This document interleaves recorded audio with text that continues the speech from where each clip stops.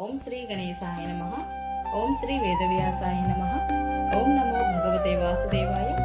మహాభారత గ్రంథ పారాయణలో భాగంగా ఈరోజు మనం 400 రోజులు చేరుకున్నాము. ద్రోణ పర్వంలో ఉన్నాము.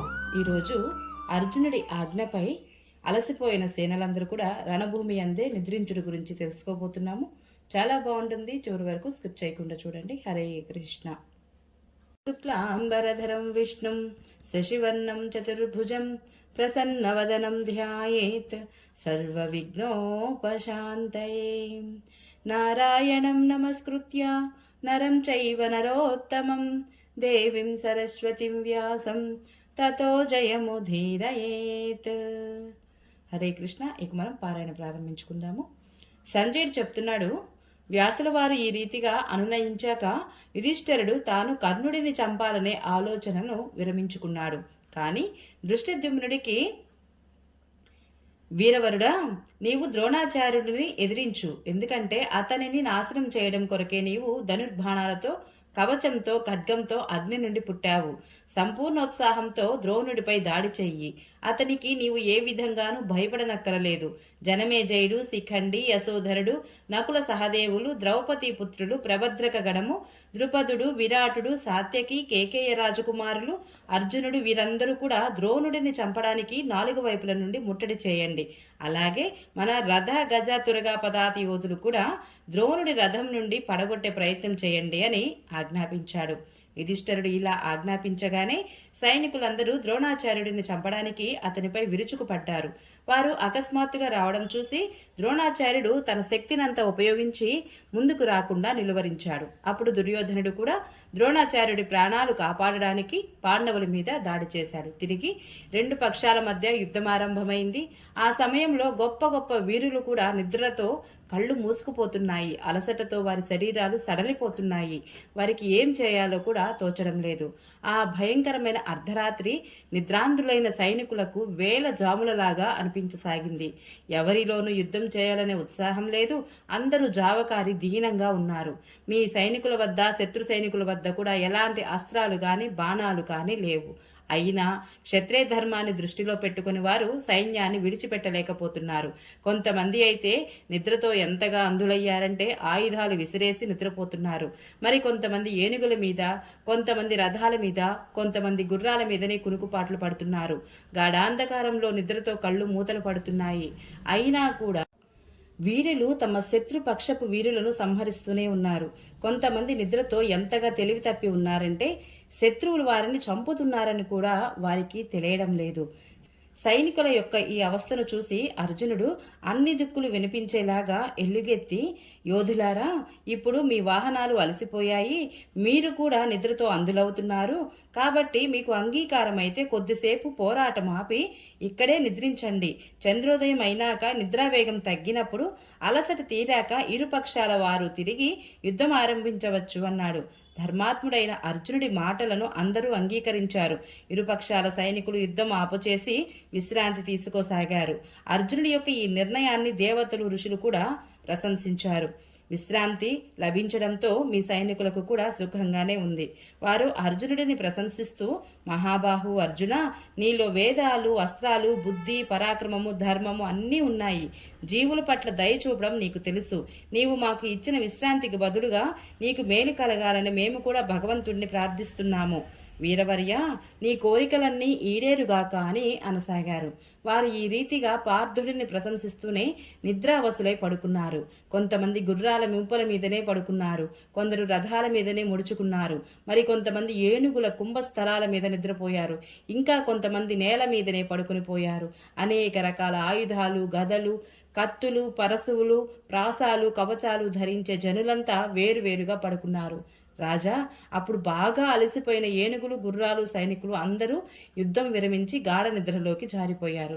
ఆ తరువాత 2 గడియలకు తూర్పు దిక్కున నక్షత్ర కాంతిని క్షీణింపజేస్తూ చంద్రదేవుడు ఉదయించాడు.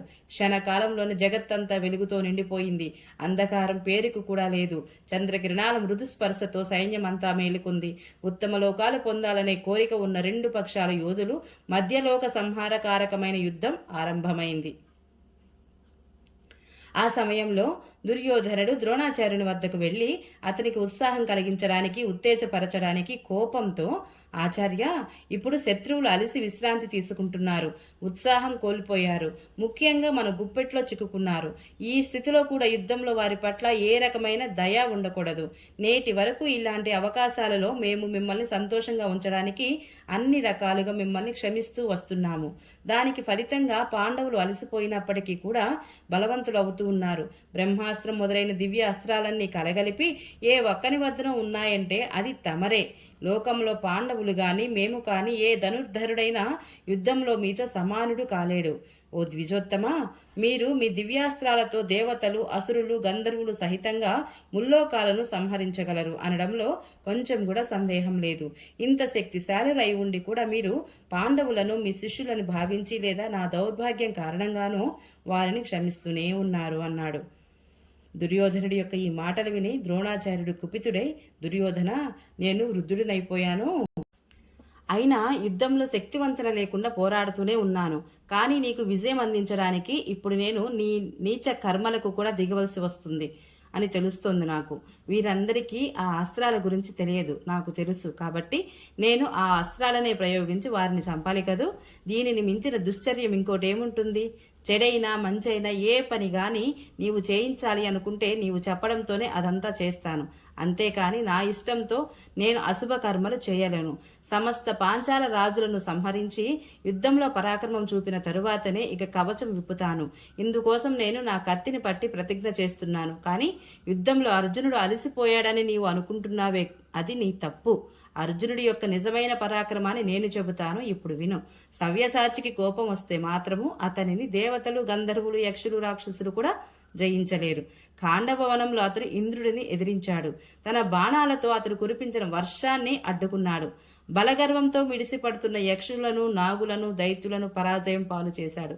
జ్ఞాపకముందో లేదో, ఘోషాయాత్ర సమయంలో చిత్రసేనాది గంధర్వులు నిన్ను బంధించి తీసుకుపోతున్నప్పుడు అర్జునుడే నిన్ను విడిపించలేదా?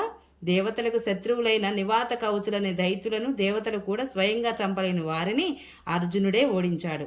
హిరణ్యపురంలో నివసించే వేల దానవులను జయించిన పురుష సింహుడు అర్జునుడు మనుషులు ఎలా జయించగలరు? అన్ని రకాల ప్రయత్నాలు చేసినప్పటికీ అతడు మీ సేనను సర్వనాశనం చేస్తున్నాడు. ఇదంతా నీవు రోజు నీ కళ్ళతోనే చూస్తూ ఉన్నావు కదా అని పలికాడు. మహారాజా, ఈ రీతిగా దుర్యోధనుడు అర్జునుడిని ప్రశంసిస్తూ ఉన్నప్పుడు మీ పుత్రుడు కోపించి, ఈరోజు నేను, దుశ్శాసనుడు, కర్ణుడు, శకుని మామ అందరం కలిసి కౌరవ సైన్యాన్ని 2 భాగాలుగా విభజించి 2 చోట్ల మహరిస్తాము, యుద్ధంలో అర్జునుడిని చంపుతాము అన్నాడు. ఇది విని ఆచార్యుడు నవ్వుతూ, మంచిది మంచిది, వెళ్ళు, భగవంతుడే రక్షిస్తాడు నిన్ను. ఆహా, గాంధీవధారి అయిన అర్జునుడిని నాశనం చేయగల క్షత్రియుడెవడు? దుర్యోధన, మనుష్యుని మాటకు ఎందుకు ఇంద్ర, యమ, వరుణ, కుబేరులు, అసురులు, నాగులు, రాక్షసులు కూడా అతనికి ఏమీ హాని చేయలేరు.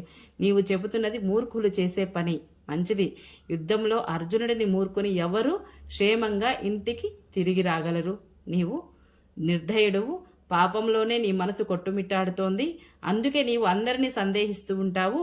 నీ మేలు కోరి నీకు హితం చేసేవారిని కూడా నీవు అనరాని మాటలు అంటూ ఉంటావు. నీవు ఉత్తమ వంశంలో పుట్టిన క్షత్రియుడవు. వెళ్ళు మరి, నీ కోసం నీవే అర్జునుడితో స్వయంగా పోరాడి అతడిని చంపు. ఈ నిరపరాధులైన సైనికులు అందరి ప్రాణాలను తీయాలని ఎందుకు అనుకుంటున్నావు?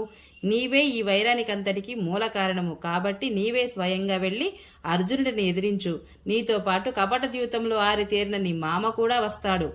ఈ అక్షధూర్తుడు ఇతరులను మోసం చేయడంలో తన బుద్ధిని చూపేవాడు నీకు పాండవుల నుండి విజయాన్ని ఇప్పిస్తాడా? నీవు కూడా కర్ణుడితో కలిసి మహోత్సాహంతో ధృతరాష్ట్రునితో, తండ్రి గారు, నేను కర్ణుడు, దుశ్శాసనుడు ముగ్గురుము కలిసి పాండవులను జయిస్తాము అని పదే పదే చెబుతూ ఉండేవాడు కదా. నీవు పలికే ఈ ప్రగల్భాలు సభలో నేను ఎన్నోసార్లు విన్నాను. ఇప్పుడు వాటిని వెంట పెట్టుకుని ప్రతిజ్ఞ పూర్తి చేసుకో. చెప్పిన మాట నిజం చేసి చూపించు. అక్కడ చూడు, నీ శత్రువు అర్జునుడు నిర్భయుడై ఎదురుగానే నిలబడి ఉన్నాడు. క్షత్రియ ధర్మాన్ని పాటించి యుద్ధం చెయ్యి. అర్జునుడి చేతిలో గెలవడం కంటే దెబ్బలు తినడం కూడా నీకు ఒక్కొక్కసారి మంచిదే. వెళ్ళు వెళ్ళు అని నిర్భయంగా పోరాడు అని దెప్పి పొడిచాడు ద్రోణాచార్యుల వారు. ఇలా అని ద్రోణాచార్యుడు శత్రువుల వైపుకు వెళ్ళిపోయాడు. సైన్యాన్ని 2 భాగాలుగా చేసి యుద్ధం ఆరంభించాడు. ఓం నమో భగవతే వాసుదేవాయ. ఈ రోజు పారాయణ ఇంతటితో సమాప్తం. రేపు మనము రెండు పక్షాల మధ్య జరిగిన ద్వంద్వ యుద్ధం గురించి తెలుసుకుందాము. ఈ వీడియో మీకు నచ్చినట్లయితే please subscribe my channel, like, share, comment please. Thank you.